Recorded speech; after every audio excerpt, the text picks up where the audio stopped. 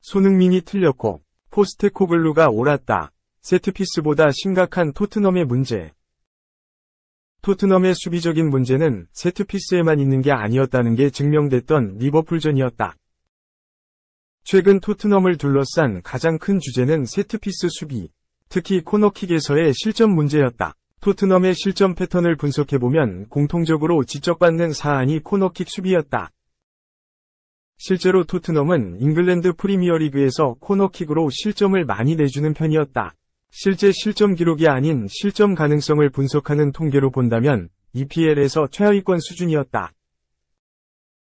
지난 아스널과의 북런던 더비 2대3 패배 후 손흥민은 아스널은 공중에서 강했다. 우리는 이런 득점을 허용할 때 강해져야 한다. 우리는 세트피스에서 강해져야 했다. 모두가 나서야 한다. 세트피스를 연습하고 힘을 갖고 다시 나아가야 한다. 며 세트피스에서의 문제가 개선될 필요가 있다고 주장했다. 엔제 포스테코글루 토트넘 감독의 생각은 손흥민과 달랐다. 세트피스 수비를 고치는 것이 격차를 해소하는 답이라고 생각했다면 나는 거기에 모든 시간과 노력을 쏟았을 것이다. 하지만 그 점은 우리가 집중해야 할 사안은 아니다. 세트피스 수비가 매우 열악했지만 그것 말고도 고쳐야 할 것이 많다. 며 세트피스 문제보다는 다른 문제를 해결하는데 신경을 더 써야 할 시기라고 밝혔다. 리버풀전 2대4 참패는 포스테코글루 감독의 생각이 옳았다는 걸 증명해줬다. 토트넘은 6일 한국 시각 영국 리버풀의 안필드에서 열린 리버풀과의 2023에서 2024 시즌 잉글랜드 프리미어리그 36라운드에서 2대4로 패배했다. 이날 패배로 토트넘의 4위 가능성은 더욱 낮아졌다. 4실점이나 허용했지만 이날 토트넘은 최근 계속해서 지적받던 세트피스에서 실점하지 않았다. 전문 좌측 풀백이 없다는 토트넘의 약점을 집요하게 공략하도록 설계한 리버풀의 전략이 제대로 적중하면서 에메르송 로얄이 완벽하게 무너졌다. 리버풀의 모든 득점이 모두 좌측에서 나왔다는 건 토트넘의 수비가 좌측에서 큰 균열이 생겼다는 걸 보여주는 지표였다. 영국 디 애슬레틱은 리버풀전에 나타난 토트넘의 문제를 되돌아보면서 세트피스는 경기 전에 자주 나온 이야기였지만 현재 토트넘의 플레이에는 더 큰 문제가 있다고 말한 포스테코글루 감독의 말이 옳았다고 평가했다. 매체에서 지적한 토트넘의 근원적인 문제는 토트넘 진영에서 계속해서 볼을 험납하는 플레이였다. 토트넘은 맨체스터 시티와 아스널 다음으로 상대 진영에서 소유권을 많이 회복하는 팀이지만 동시에 그만큼 토트넘 진영에서 볼을 상대에게 험납하는 실수를 저지르는 중이다. 이날 리버풀은 전반전에만 9차례나 토트넘의 볼을 빼앗았다. 토트넘은 볼 소유권을 완벽하게 잡아가지 못하면서 경기 분위기를 계속해서 리버풀에 내줬다. 후반 4분에 나온 실점 장면이 이러한 패턴에서 나온 실점 상황이다. 에메르송이 수비를 잘 해냈지만 주변에 동료가 없어 볼을 방출하지 못하는 사이 압박을 당해 소유권을 내주면서 코디 각포에게 실점했다. 2023에서 2024 시즌 토트넘보다 자신의 진영에서 소유권을 많이 내준 팀은 EPL에 존재하지 않는다. 자신의 진영에서 비롯된 턴오버는 실점 리스크를 매우 높여주기 마련인데 토트넘은 수비 진영에서 발생한 턴오버로만 이번 시즌 7실점을 기록했다. 최근 들어 수비 진영 턴오버가 매우 잦아지고 있다는 게 가장 큰 문제다. 토트넘이 후방에서 강한 압박을 당하면 이를 풀어내지 못한다는 약점을 모두에게 들키고 말았다. 이에 토트넘을 만나는 모든 팀이 전방부터 압박해서 순간적인 역습으로 득점과 가까운 상황을 자주 연출하고 있다.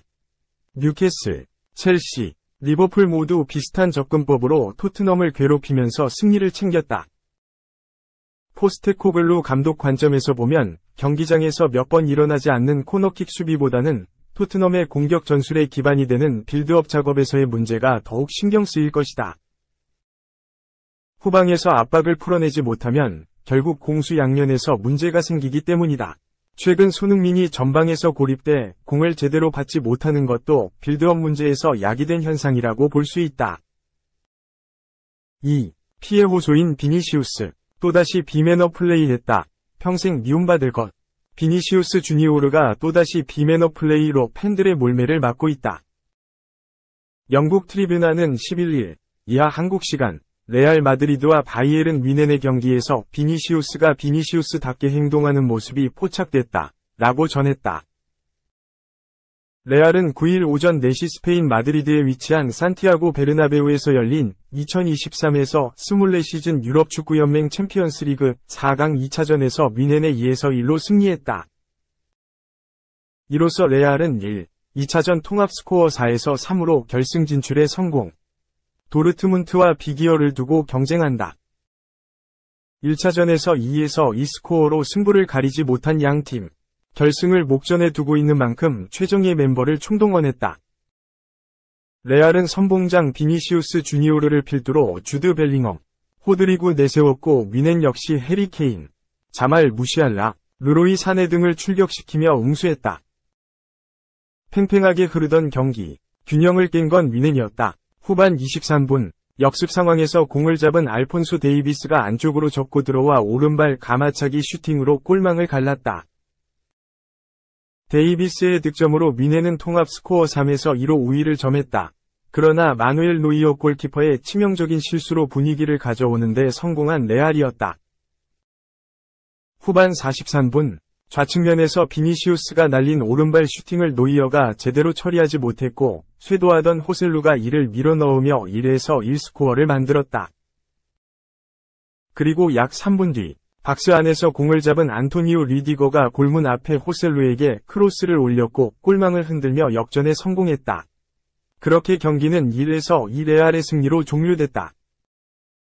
극적인 승리로 결승행을 확정지은 레알. 승리에도 팬들의 비판을 피하지 못한 선수가 있었다. 바로 비니시우스였다. 매체는 레알이 리드를 잡고 있던 당시 조슈아 키미히가 스로인 상황에서 경기 재개를 위해 비니시우스에게 공을 가져다 줬지만 그는 그것을 거부했다. 라고 보도했다. 이어 한 팬은 그는 평생 미움을 받을 것이다 라고 반응했고 또 다른 팬은 냉정함을 잃지 않은 키미히에게 찬사를 보낸다라는 댓글을 남겼다. 라고 덧붙였다. 3. 저는 레인저스 9번을 증오했습니다. 맨유 출신 FW, 충격 고백. 그의 이름은 퍼거슨. 집을 찾아가 나쁜 짓도 했습니다. 알렉스 퍼거슨, 위대한 이름이다.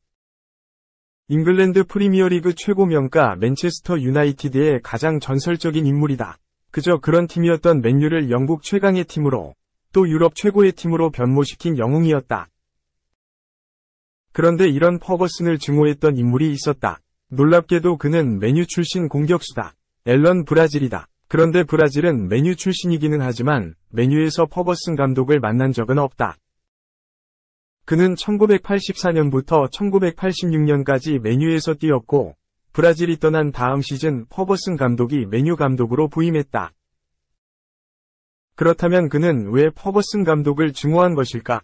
맨유 감독 퍼거슨이 아니라 스코틀랜드 레인저스의 100넘버 9번 공격수 퍼거슨을 증오한 것이다. 이 내용을 영국의 데일리 스타가 소개했다. 브라질과 퍼거슨은 모두 스코틀랜드 출신이다. 10대였던 브라질은 스코틀랜드, 명가, 셀틱의 광팬이었다. 유스클럽도 셀틱 보이즈 클럽이었다.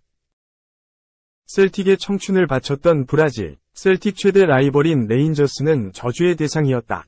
당시 레인저스의 9번 공격수가 바로 퍼거슨이었던 것이다. 감독으로 너무나 위대한 업적을 세운 퍼거슨. 선수 시절을 기억하는 이가 드물다. 퍼거슨은 준수한 공격수였다. 1967년부터 1969년까지 레인저스 공격수로 활약했고 2시즌 동안 리그 41경기에 25골을 넣었다.